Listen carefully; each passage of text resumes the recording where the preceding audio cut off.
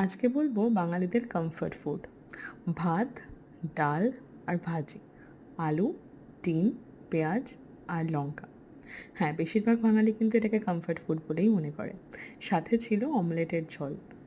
খুব চটজলদি একটা খাবার, তাড়াতাড়ি হয়ে যায় বলতে পারা যায়। ভাত, ডাল, ভাজি এই সাদামাটা কিন্তু স্বাদে ভরা খাবারটা আমাদের বাড়ির প্রতিটি কোণে কোণে প্রিয়।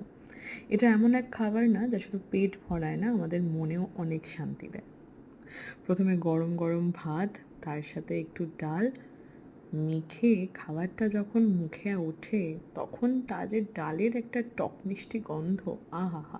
এ এক অদ্ভুত অনুভূতি দেয়। এবার একটু ডিমের ঝোলটা টেস্ট করা যাক।